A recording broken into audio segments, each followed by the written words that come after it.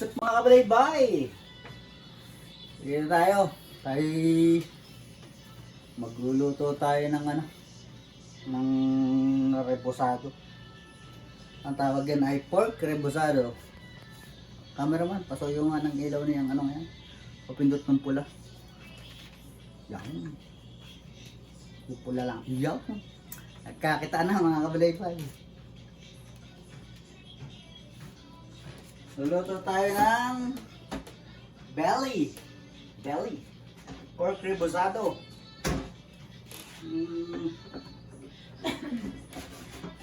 Mga pork rebozado ng Batangas. So meron tayong belly. Ito ay barbecue spice, pwede sa barbecue, pwede sa belly. Granulated garlic. Konting-konti lang na kayin para sa pampalasa na paminta, cornstarch, at siyempre all-purpose flour. Hindi natin ang itlog. Hindi naman lahat ng dalawang dosena. Wala tayong mga dalawa o tatlo. So start tayo. Yung munang hihiwain itong belly ng maninipis. Maninipis para magkasya ka sa amin. Maninipis para madali siyang maluto. Madali siyang lumutong. Ayun.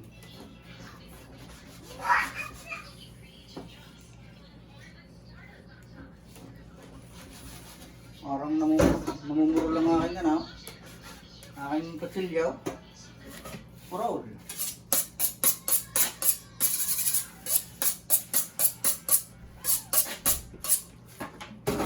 Bali, dalawa yung belly natin pero isa lang muna yung lulutuin natin kasi yung isa mamaya natin lulutuin pag dumating yung mga anak ko galing sa school.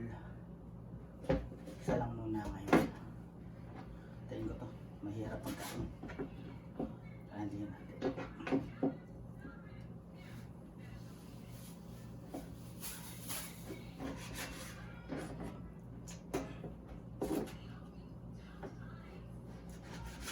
So yan mga kabalibay, nakahatiin na natin itong belly dahil naman yan na siya, ganyan lang kanipis.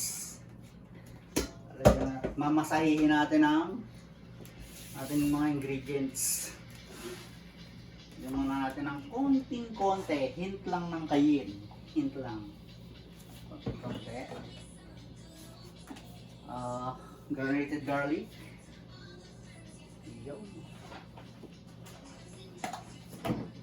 Spice barbecue, nabalita ako yung maalat, ginamit ko na nakaraan sa ano tawag dito?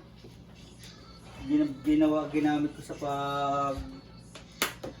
barbecue na nakaraan, maalat daw. So konti lang. So nagawin natin, hindi tayo maglalagay ng asin dito. So maglagay tayo asin, konti lang. Kasi yung spices maalat na raw.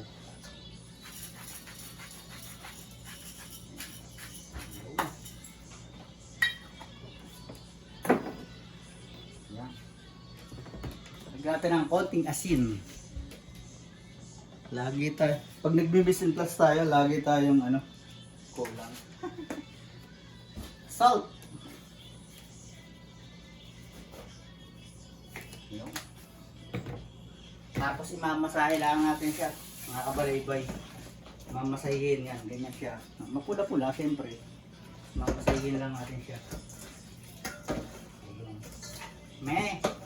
Masarap dito kung meron konting yung pork na bang tawag doon. Kapag yan, pantay na yung kulay niya, mapula na lahat, okay na yan. Hugasin tayong kamay. Lagyan natin ng konting palasa pa, tawag dito.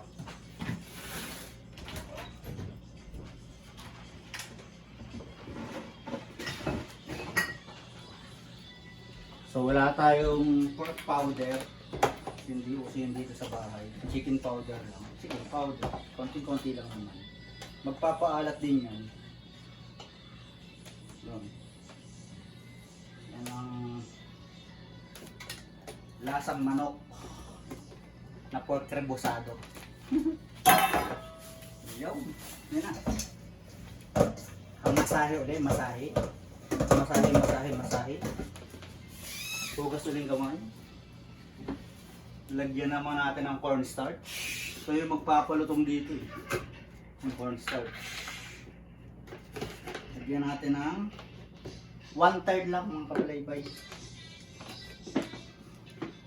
1/3 lang na ano. 1/3. Yan. Tapos lalagyan din natin siya siyempre ng mahiwagang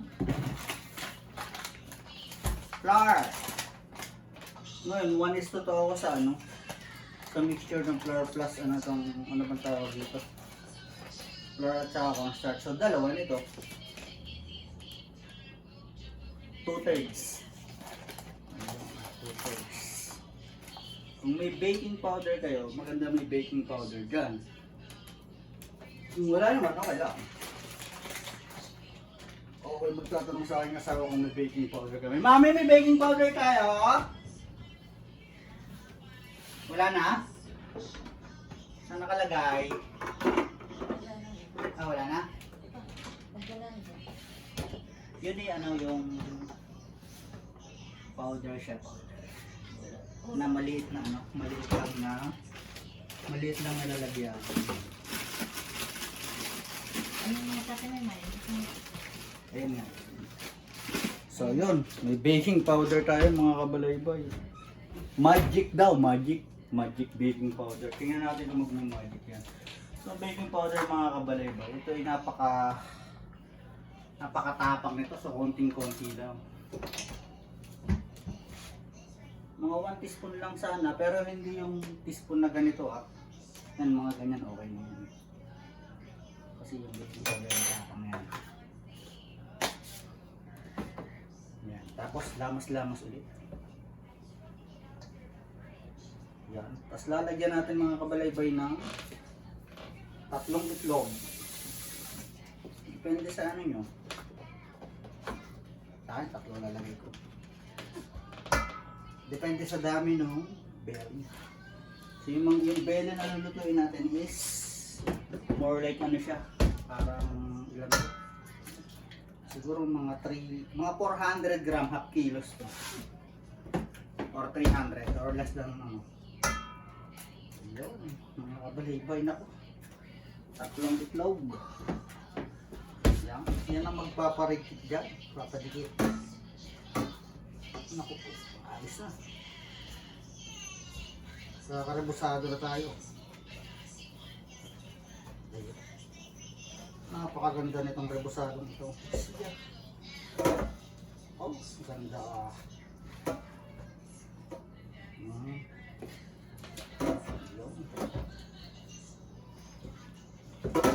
Kailangan natin haluin maigi para pantay yung ano, lasa. Pag sobrang lapit na ganyan mga kabalaybay, pwede ka naman magdagdag ng tubig. Okay lang. Yun yung ayaw ng asawa ko. Kapag halimbawang ikaw ay humawak na, humawak doon sa poset ng malapot ng kamay. Kailangan may konti siyang ganyan, sabaw-sabaw, saucy para equally coated siya. Yan, nagtag tayo ng tubig. Hindi ginaya ng 3 itlog. Yan ang gusto kong texture, yung hinahanap kong texture. Yung may labis na sauce. Yun, ganyan. Hindi yung sakto lang na hindi mo na siya makoated. Kasi tayo ng kamay. Hugas ulit tayo ng kamay. Ating linisin ng kampi ng ating mga pinagdumihan. Okay, itong ibang ingredients. Sarap.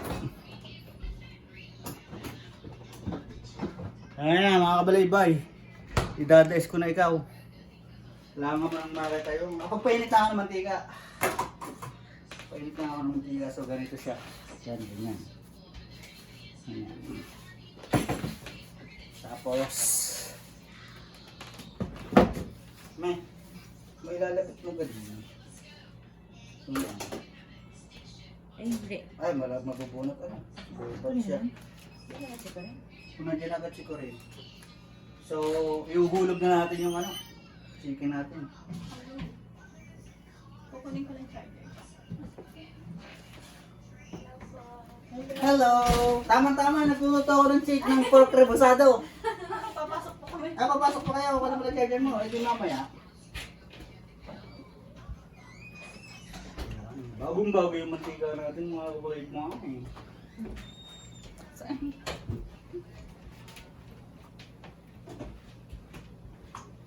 Papasok pa kayo? Natin ng... Pagala-gala lang kayo. Pagala.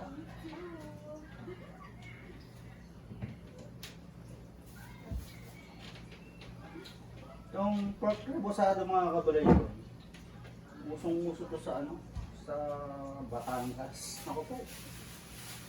Sa pistahan talaga naman.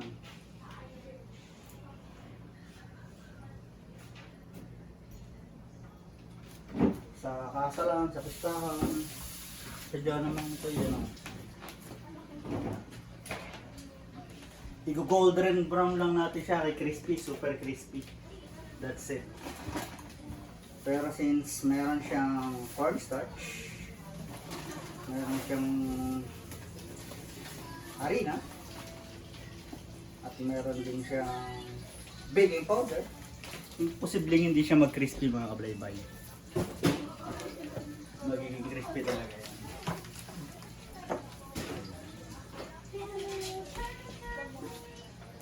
Gagamitan natin siya ng tong.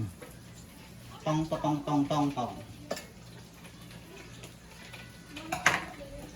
Tong, pakitong titong.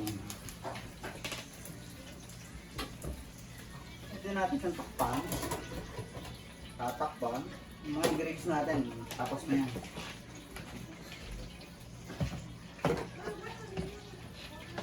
Yung iba nilalagay paprika, pero yung nilagay ko na barbecue powder na kompleto yun. Meron yung paprika, may Cajun seasoning, kompleto siya. Salt and pepper.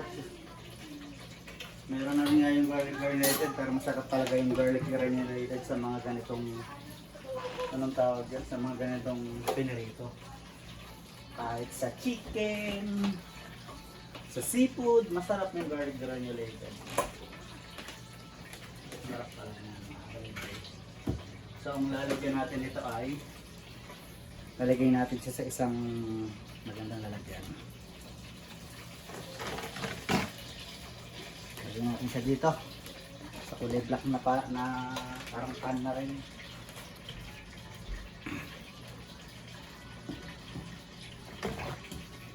Tapos lalagyan natin ng paper towel to absorb the oil, excess oil. Yan na siya mga kabalay-boy. Ayun. Nagwirang busado na siya mga kabalay-boy. Dumigay kayo isa. Kumain muna kayo bago kayo ulit umalis. Tikman nyo ng pork rebusado. Tikman nyo kung i-judge nyo kung masarap ba o masarap. Dalawa lang yan eh. Ano napansin ka mga kabalay? Parang napakahaba nung ano. Guguntingin ko siya. Nahahabaan ako dun sa dito, sobrang siyang mahaba. Kaya gupitin natin.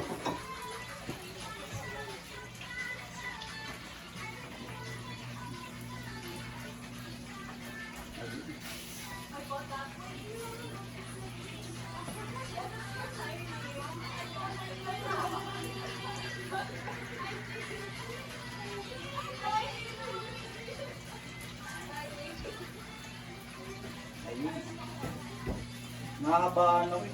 Sobrang mahaba yung belly natin.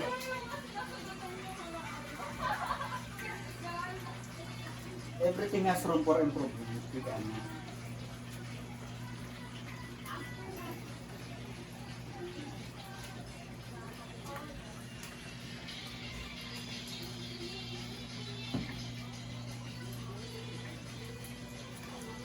Nakanig nyo yun mga kabalaybay, mga lagutok na siya. Yung mga lagutok na siya.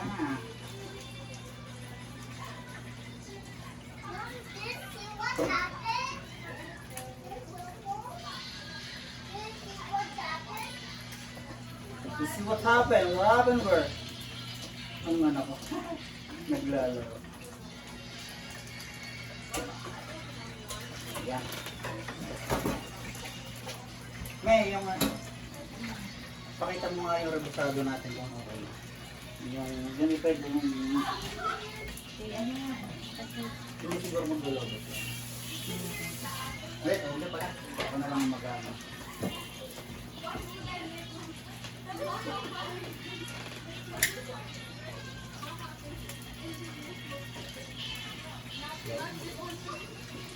Kailangan lang natin gawin siyang crispy. Crispy, mga kabalaybay. Crispy. That's the idea of rebusado.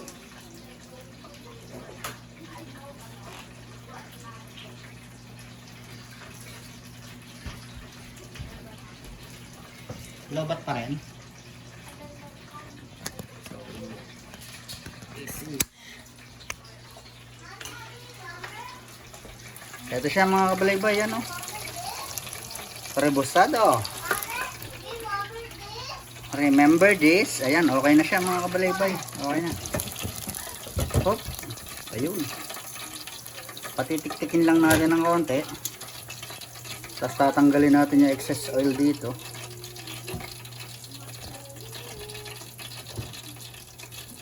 Testing tayo ng isa. Para malaman natin kung okay na siya. Parang nakukulangan pa ako.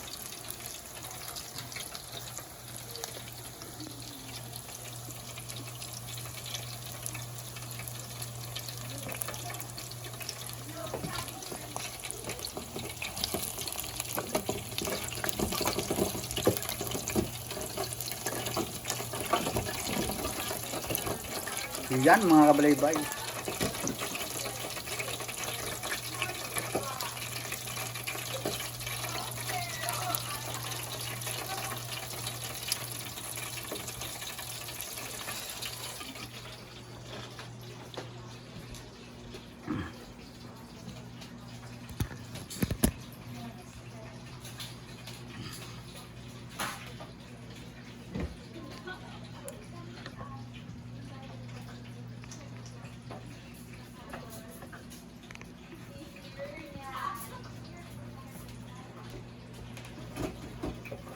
Malutong na siya mga kabalaybay, malutong na. Lumulutong na siya, ang pinagin siyang lumulutong. Sa mga pag nasa resto ako, 7 to 9 minutes yung dito ko. Pero since ito naman ay hindi katulad ng pinirituan sa Boston. Sorry, sa resto. More like ganun lang. Hindi siya ganun out system. Gawin natin 11 to 13, 11 to 14 minutes. I guess, para maging crunchy lang talaga siya. Kaya nga siya rebusado. Tapos mamaya gagawa tayo ng sausawan. Speaking of sausawan, you can do it. Mga tayo sausawan, mga balay-bay habang nag-go-go. May sili natin. Siling pula. Sa punto. Siling pula. Nasa freezer na sili namin para hindi masira. Walang tayo ng dalawa. Pugasan.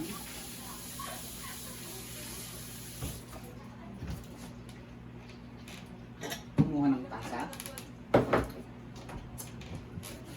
Hiwa-hiwain.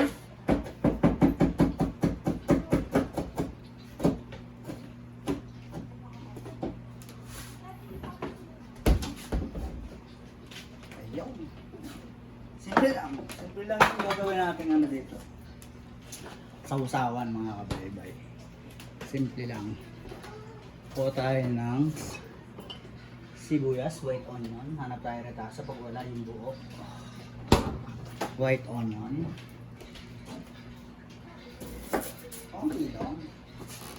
Ito pag gumawa ng marami, masasayang lang eh ang mahal ng onion.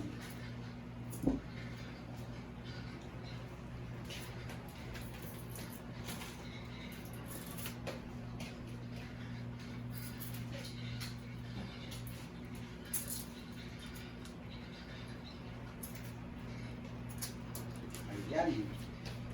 Nakabalik ko na eh. Dito mo talaga ating reposado. Parang na-reposado na siya. Ayan. Balik ka rin natin ng konti. Balik ka rin. Although lubog siya sa mantika, pero ganda pa rin ang babalik ka rin natin ng konti.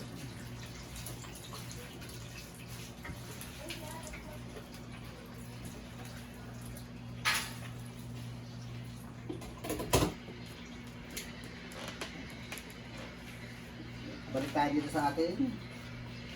Binaliktad ko isang galang mga work like that. Side A at saka side B. Tapos, i-rinse natin.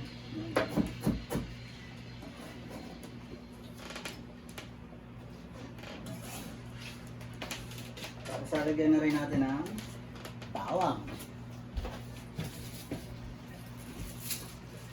Isang piraso lang din mga kabalaybay kasi mahal ang bawang.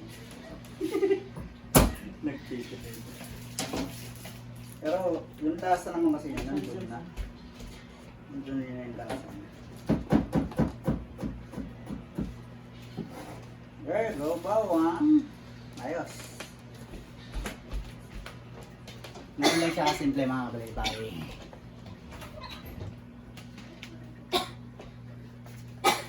Tapos lalagyan mo ng konting suka.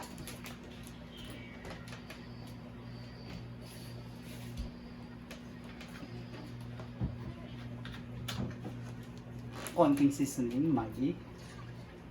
Okay.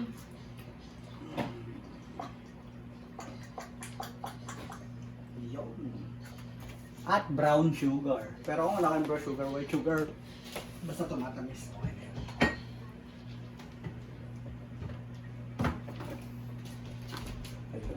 So nilalagay ko talaga suka dito is yung rice wine vinegar kasi may tamis na siya. Pero since wala ako, dato ko at asukal. Rice wine.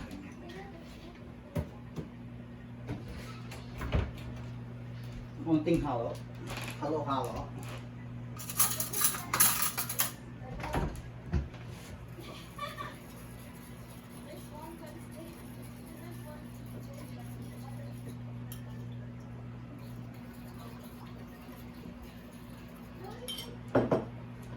Okay na mga kablebe, ate rebusado.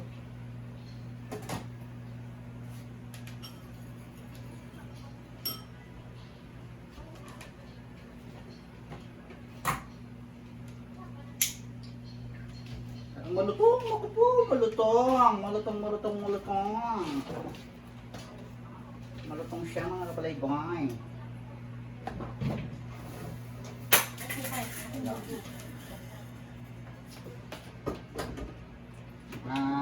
Titigman natin, mamaya mainit pa. Salang ulit tayo. Salang ulit. Set.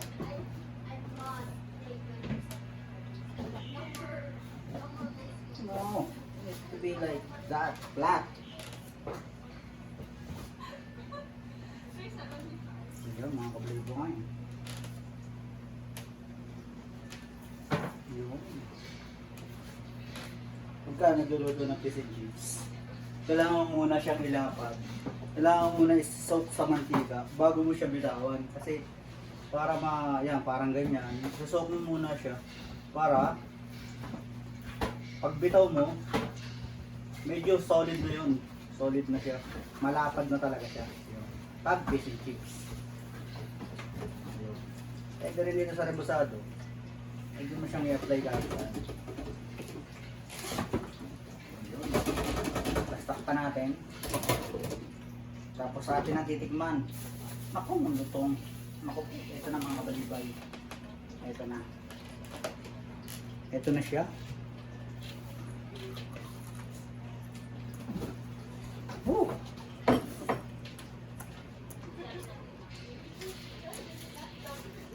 Lasang rebusado.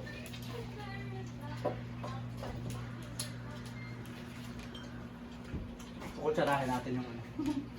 Gagamitin din nila. Lagyan natin dito. Tapos, konting soak sa ano? Sa toyo. Saka sa ano. Tapos yan na, mga kabalaybay. Rebusado. At your service. Narinig niyo? Narinig niyo ito? So mga kabalaybay, magawa na naman tayo ng isang magandang menu. Belly. Hindi lang pang barbecue. Hindi lang pang lechon belly. Hindi lang pang ano bang tawag sa masarap na yun? Basta. Meron pa pala. Rebusado belly. Lutong Batangas. Bye for now. See you. Balaybay. Kabalaybay.